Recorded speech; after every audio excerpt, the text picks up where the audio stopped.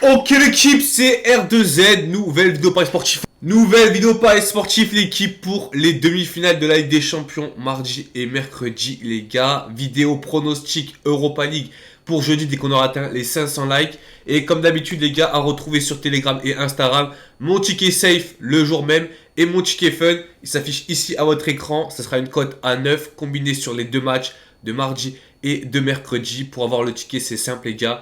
Vous likez la vidéo, vous vous abonnez et vous envoyez un message privé une fois que c'est fait sur Instagram ou Telegram. Petite info, je réponds beaucoup plus rapidement les gars sur Telegram parce que sur Telegram on peut envoyer des messages en copier-coller à plusieurs personnes, plusieurs destinataires. Donc pour moi c'est beaucoup plus simple que sur Instagram, je dois faire copier-coller, copier-coller. Et quand tu as 500 messages, je vais pas te mentir, je suis pas un robot, donc faire copier-coller 500 fois c'est assez long. Premier match, l'équipe Bayern Real de Madrid. Donc j'avais vraiment, je vous dis la vérité, j'avais la flemme de faire la vidéo sur YouTube, mais j'ai reçu des messages sur YouTube et Telegram. Là les gars, j'étais pas actif pendant une semaine. Ça veut dire que je donnais pas de pronostic, à part dans le VIP. D'ailleurs, c'était très mal passé. À chaque fois, on perd à un but. J'ai pas donné de pronostic en public, l'équipe, parce que j'étais malade, donc j'avais pas envie, j'avais pas la foi. Puis il y a pas mal de douilles en ce moment. Je pense à Liverpool hein, qui font que perdre alors que le titre se joue. Après le PSG qui font nul contre le Havre. Moi personnellement, j'aurais jamais joué le PSG parce que sachant que le Havre joue le maintien, que le PSG est déjà champion, le PSG joue la Ligue des Champions. Bref, c'est la fin de saison, c'est compliqué. J'étais malade donc j'avais la flemme de donner des pronostics sur Insta, Telegram et sur TikTok. On va commencer avec le premier choc, les gars. Bayern Real de Madrid. Ça commence un petit peu à être un classique de la Ligue des Champions. Sachant que ces deux équipes-là, les gars, sur les 10 dernières années, ils se sont retrouvés 3 fois en demi-finale et 3 fois le Real de Madrid a réussi à surpasser le Bayern de Munich. La seule fois où, je dis une bêtise, la seule fois où le Bayern a éliminé le Real de Madrid en demi-finale, c'était quand il y avait José Mourinho. Il y avait Kaka à l'époque qui jouait au Real de Madrid et le Bayern avait gagné, les gars, au tir au but, avec des ratés notamment de Kaka, de Ramos au penalty et même de Ronaldo, avec Neuer en cage qui était sur ce match-là, les gars, imprenable. Donc c'est la dernière fois où le Bayern Munich, les gars, a éliminé le Real de Madrid en demi-finale. Après 2014, le Real ont mis une claque au Bayern, hein, 4-0 à l'extérieur. En 2017, on se rappelle tous du fiasco, enfin du plus gros, la plus grosse erreur d'arbitrage à égalité avec Barça-Chelsea 2009. C'est bien évidemment les gars le 4 buts à 2 au Real de Madrid. On se rappelle tous du carton rouge de Vidal qui n'est pas mérité, du double but hors jeu de Ronaldo. Il n'y avait pas la VAR à cette époque-là, donc voilà. Bref, le Real de Madrid avait éliminé le Bayern de Munich, les gars, en demi-finale. La dernière fois où Madrid a éliminé le Bayern de Munich, c'était en 2018, à l'époque où l'autre demi-finale était Liverpool-AS Rome. Donc, sur ce match-là, pas mal d'absents pour les deux équipes. Je pense au Real de Madrid, les gars, qui n'a pas Carvajal, carton jaune, qui reste l'un des joueurs les plus expérimentés. On a vu contre City le gain de temps qu'il fait sur chaque action.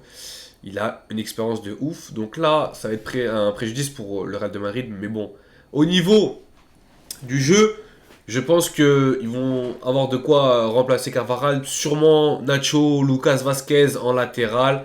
Il y a Mendy, Ferland Mendy qui est incertain. Je pense qu'il va quand même être titularisé.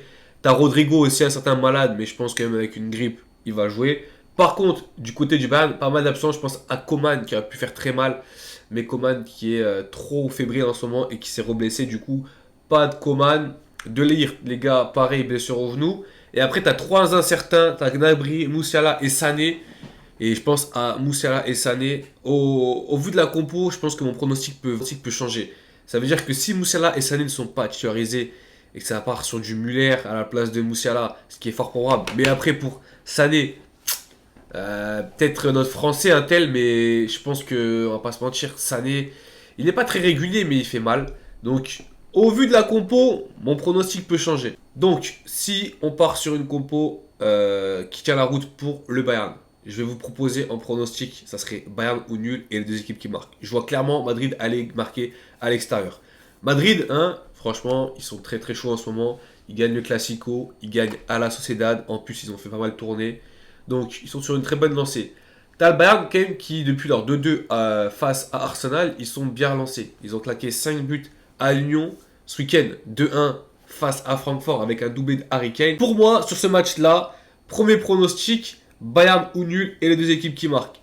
Second pronostic, Harry Kane buteur. Franchement, au vu de la forme dans laquelle il est, il peut clairement viser le ballon d'or. Si le Bayern gagne la LDC, pour moi, Harry Kane, Ballon d'Or, sans souci.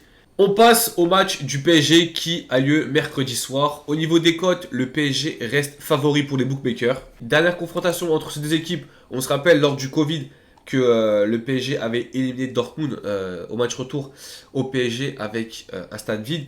Ils avaient perdu 2-1 là-bas, ils avaient gagné 2-0 chez eux. Après en poule, récemment, c'était l'année dernière, 1-1 au Borussia Dortmund et 2-0 au PSG. Quand tu regardes les affrontements entre ces deux équipes, jamais ça dépasse plus de 3 buts. Quand tu regardes les affrontements entre ces deux équipes, Dortmund n'a jamais perdu chez eux. Ils se sont affrontés 3 fois en LDC et en Europa League. Dortmund n'a jamais perdu chez eux. Ce week-end, Dortmund, ils ont pris une fessée face à Leipzig 4-1. En plus, ils ont ouvert le score. Le PSG, eux, ont fait tourner ce week-end. Mais quand tu regardes, pareil, leurs 6 derniers matchs, 6 fois les deux équipes qui marquent. Donc là où je veux en venir, évidemment, mon premier choix se porterait sur les deux équipes qui marquent. Après, au vu des cotes, 1,45, c'est pas très intéressant. Le PSG, ils peuvent clairement aller gagner à Dortmund. Je les sens capables, donc je ne veux pas vous conseiller de mettre Dortmund ou nul et des équipes qui marquent. Moi, je partirais limite même plus sur Paris ou nul et les deux équipes qui marquent. Paris, ils ont fait tourner, ils sont sur une lancée, ils sont sur une forme, tu vois. Je pense que le match face au Barça a donné vraiment beaucoup de confiance à Dembélé, Barcola, enfin à ressouder le groupe et qu'ils y croient plus que jamais. Ils auraient pu prendre le Bayern, ils auraient pu prendre le Real, entre guillemets, ils prennent le moins bon. Même Dortmund, je trouve que c'est entre guillemets moins compliqué à jouer que l'Atlético de Madrid. Donc là, pour le PSG, tout est ouvert pour eux pour qu'ils foncent en finale. Donc, au niveau des compositions, je pense que ça va être la même composition que PSG-Barça. Je ne vois pas pourquoi ils changeraient. Il n'y a aucun absent pour le PSG. Donc, je pense que ça va partir sur la même triplette de devant. Avec Barcola qui a fait un match incroyable au PSG, face au Barça. Dembélé, Mbappé évidemment. Le milieu comme d'hab, Vitinha qui est en feu, qui marque beaucoup. Et du côté de Dortmund, il n'y a pas d'absent notable à part Haller. Mais Haller, on connaît, ça fait longtemps qu'il est blessé. Hummels, incertain à voir, parce que Hummels c'est quand même un taulier de l'équipe avec Emre Can, c'est vraiment un des cadres. Comme le Bayern Real, à voir au niveau de la compo, si Dortmund il manque Hummels, pourquoi pas jouer Paris ou nul et des équipes qui marquent. Si ces deux compos probables, on va dire cheap de chaque week-end, premier pronostic, c'est une petite cote, les deux équipes qui marquent. Si vous voulez faire grossir la cote, Paris ou nul et les deux équipes qui marquent. En buteur, je verrais bien Kylian Mbappé. C'est maintenant ou jamais pour lui de se montrer s'il veut gagner le Ballon d'Or à la fin de l'année. C'est un des matchs comme ça où il faut être important. Donc Mbappé buteur sur ce match-là. Petit récap les gars de mes deux pronostics mardi et mercredi. Bayern ou nul et des équipes qui marquent. Si, je rappelle, il y a une compo cheap du côté du Bayern Munich. Sinon, les deux équipes qui marquent, c'est tout. En fun, en buteur, Harry Kane. Dortmund PSG. Pareil, à voir au niveau des compos. Sinon, Paris ou nul et des équipes qui marquent. Et en buteur, Kylian Mbappé. Voilà mes deux avis pour mardi, mercredi.